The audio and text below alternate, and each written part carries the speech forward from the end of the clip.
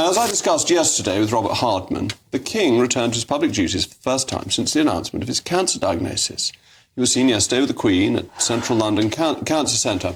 Meanwhile, the Duchess of Edinburgh visited Ukraine, making her the first royal to do so since the Russian invasion.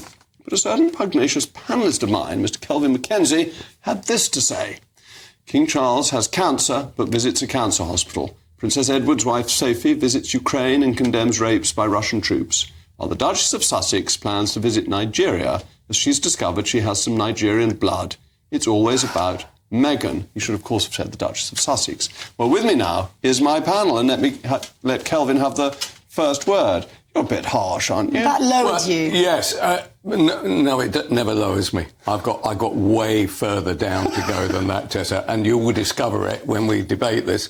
My point really was that the King, clearly, when you have cancer at his age, the first thing he does, he thinks about other people, right? And he goes to a cancer ward.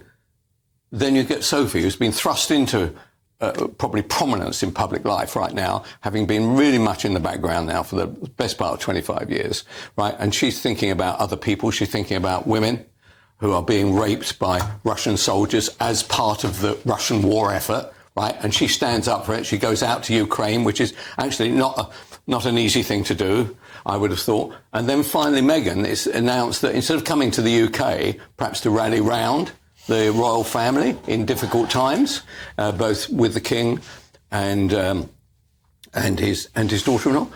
And what does she do? She nips over to Nigeria, basically giving in my view, after all, she keeps the title, doesn't she? She keeps the title, all right. Rather than coming back to the UK, she gives a V-sign to the people, right? So she likes the title, but she doesn't like the country. Why doesn't she just say so?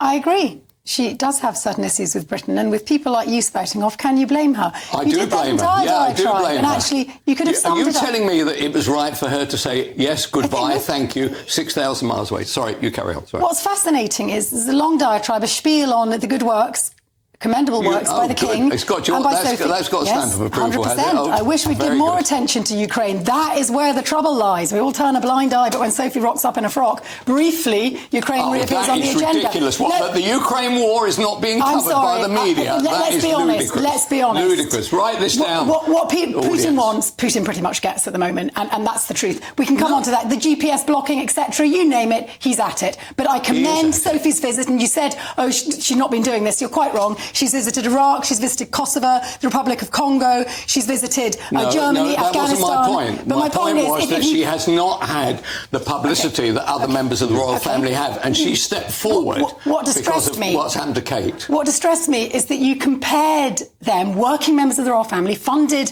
the trip to Ukraine by the Foreign Office, quite rightly so, representing us on behalf of the King. Good. The King likewise protected, part of the institution, doing what he passionately wants to do, his vocation. And then you compare them with the Duchess of Sussex as a private individual who, incidentally, will give people in Nigeria a huge amount of pleasure by visiting them. And the real reason your nose is put out of joint is that she's not coming to Britain. How do you know That's that the real Meghan reason. Going to Nigeria is going to give them a huge amount of pleasure? You're guessing at it, aren't you? Everywhere else she's gone, she gets a huge raspberry. She comes over here, the most loved person I can ever remember joining the royal family, and within half an hour, she said, I'm not hanging around being told what to do by you lot, and she heads out to LA in the mansion. Honestly, she's not worth defending. Just as we know that shared experience, the King gave pleasure, Sophie will have given pleasure in Ukraine, desperately needed, and likewise shared experience, Meghan, with her super stardust, which is why people like you are so peeved, because she turned her back on Britain. I understand we can sort out some counselling for you, Kelvin. I'm peeved about her You will actions. recover from this. Why doesn't she come back? Why doesn't she come back to the UK and wave to us all? Because she thinks people like Kelvin Mackenzie are going to be well, I'm entitled to a view. That's true, though, and so isn't it, are you. You're entitled to a view, but that shouldn't stop her coming out and giving her views to our country.